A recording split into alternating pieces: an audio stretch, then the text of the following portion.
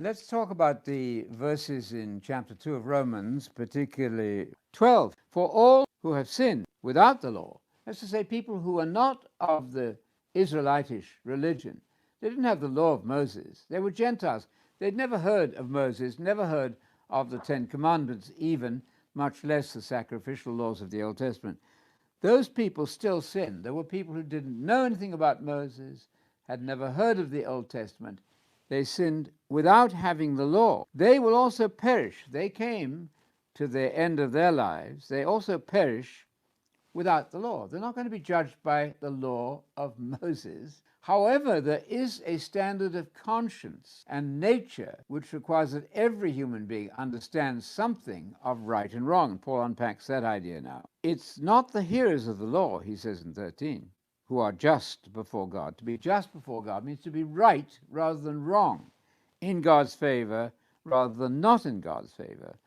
But it is the doers of law, as the Greek says, who will be justified. People who do law, who do things according to the will of God.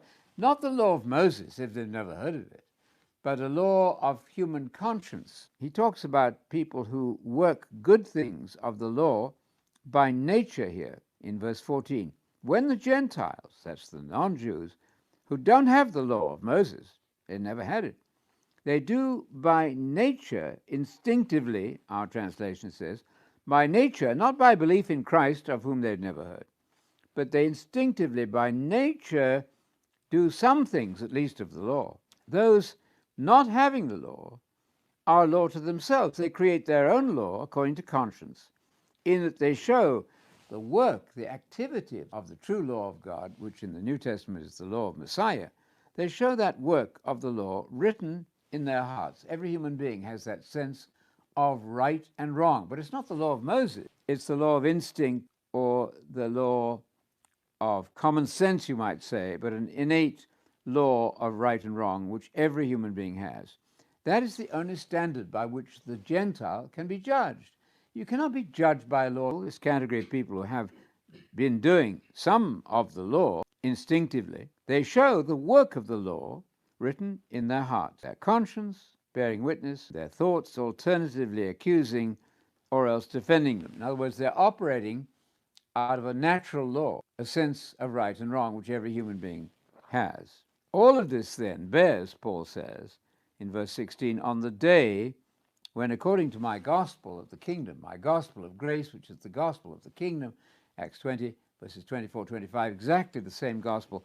According to Paul's gospel, all of this is going to be brought to bear on every human being when God will judge the secrets of men through Messiah Jesus. God and Jesus between them are doing the judging ultimately. But those who didn't have the law of Moses cannot be judged for failure to keep the law of Moses. They cannot be judged for failure even to believe in Jesus, of whom they'd never heard. They can be judged only by the law of instinct, the law of nature, which is innate in every human heart. This, I think, is a very reasonable, very generous, and very impressive way to assess the world in which we live and our destiny. And of course, what we're reading here in Romans 2 about those who have the law of nature, the law of conscience, they can be assessed on that basis only. They will not be in the first resurrection, where only those who faithfully obeyed Jesus and his gospel, the true Christians, including Abraham and Isaac and Jacob and the prophets, and all the faithful of all the years, will be in the first resurrection. But in the second resurrection, here you're going to see a lot of the class of people just delineated by Paul there, who didn't have the law of Moses, had never heard of Christ, and yet they've got something going for them on the correct side of the ledger, namely their instinctive adherence to some of the laws that God approves. They will have to be assessed on that basis. They will appear in the second resurrection, and some of them, in Revelation 20, we found that those people are assessed according to what they could reasonably have known, and some of them are then written into the book of life. How, we may ask, can people be written in the book of life in the second resurrection? Because if they're written in the book of life now as Christians, as true believers, they would inevitably be in the first resurrection.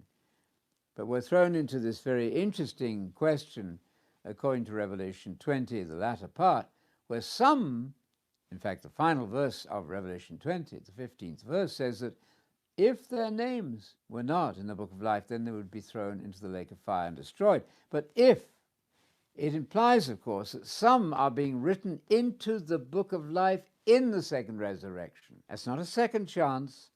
That's not universal salvation, that everybody is bound to be saved.